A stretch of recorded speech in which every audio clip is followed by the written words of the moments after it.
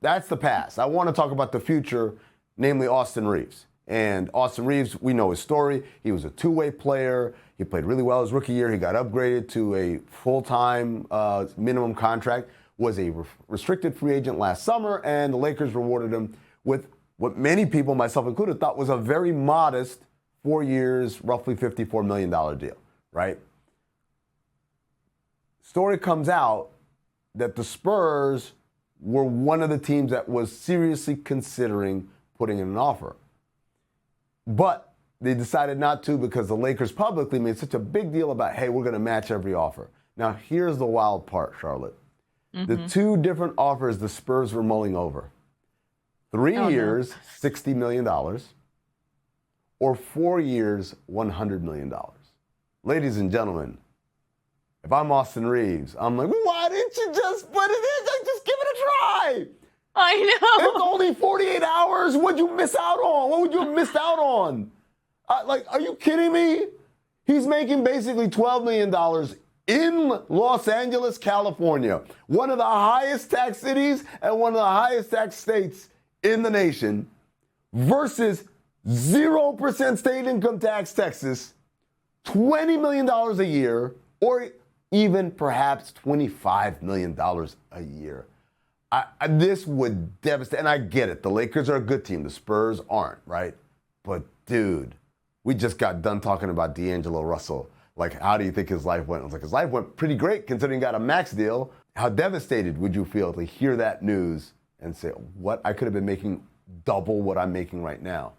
I know. I don't know. When I saw those numbers, I was like, buddy. And I guess my question, or not question, but the trick for him then becomes not being resentful. Like, it becomes still playing well, because, like, obviously he's going to try hard. He's a very competitive guy. Like, I'm not saying he's like, oh, I could have had 20 million more. But if there's that thing in the back of your head, maybe that then becomes like, well, I'm going to show everybody how much better I am than my contract. So I don't know. It sort of makes you feel, I can imagine he must have felt a little sick to his stomach on seeing those. Dude, I'm just saying, like, and he does have a player option on that fourth year. So if he continues to play up to this standard and continues to grow, he'll opt out and get way more money. But the reality is, like, sounds nuts, but $12.5 million essentially is, or 12 and some change. That's a lot closer to average salary in the NBA than it is like a great deal. And so there's nothing he can do about it. He's under contract. And it wouldn't be the first time. I know, like, think about Isaiah Thomas, who signed a 3-year, $21 million deal when he went to the Suns, when he left Sacramento after making minimum. And he was worth more than that, and he outplayed that contract. Think about Caleb Martin down in Miami. He was like Austin Reaves, was a two-way guy, then a minimum guy. Then he got his payday, and again, a very modest one. There has to be a part where you're just like, standing there with your arms crossed, like, I can't believe this bullshit. Like, there has to be, man. There's no way you can go into a contract. You're blessed, and you're like, thank God I have this money. I can take care of my family. He's from Arkansas, so I'm sure that money goes a long way back home for him. He's playing, again, with one of the greatest players of all time. Think about the number of guys who walk around with a zillion Kobe stories, or a zillion Michael Jordan stories, a zillion Magic Johnson stories, just by virtue of they were there. Right? Austin Reaves gets to say, I was there and I was a contributing part. LeBron clearly takes a liking after him. I think playing alongside LeBron has made him better. I've interviewed him a bunch of times about how, I don't know if you've ever seen this clip, Charlotte, of LeBron instructing Austin Reaves, and like LeBron's talking in his ear, and the look on his face is just like, wait, what? Like, he's completely, and when I asked him about it, he was like, honestly, that happens like 5 times a game. That just happened to be the one they caught on camera. They said it happens all the time because, like, this guy sees the game in such a way that you're almost like, wait, what?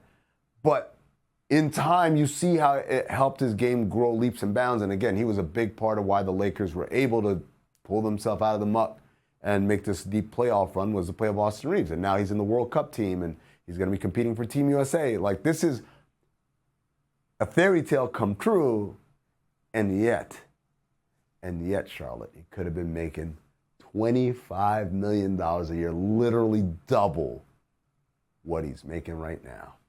I know, and if you're Austin Reaves, you're sitting there thinking, I mean, LeBron has even praised my basketball IQ. Like, that's the nicest thing. And he, like, of all the people to say that, are you kidding me? It's a great commercial. I also think it's funny. D'Angelo Russell actually said that he thought Austin Reaves didn't get as large a contract because he's white. Oh, that's not why.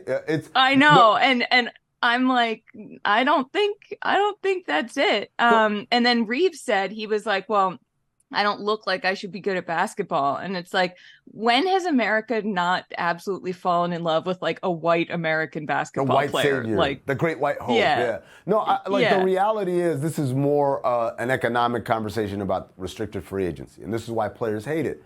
Because here's a guy that the market would have deemed worth a lot more, but because of the specter of the right of first refusal, the market never even bothered. Not because he wasn't worth it, but because they thought, why tie our money up and then for it to be matched by this team. Also, when you put in an offer sheet for a guy and it gets matched, you're not allowed to trade for him for a year after that. So it's like maybe the Spurs thought, hey, maybe as this Lakers things go sideways, we can acquire him down the line at this discounted rate rather than be aggressive and pay for him now. Because obviously the Spurs, they're not going anywhere anytime soon. They're still in the early stages of the Victor Wembanyama stuff. Now, restricted free agency is weird, though, because on the other hand, I understand. It's like, I'm the Lakers. I plucked this guy from obscurity.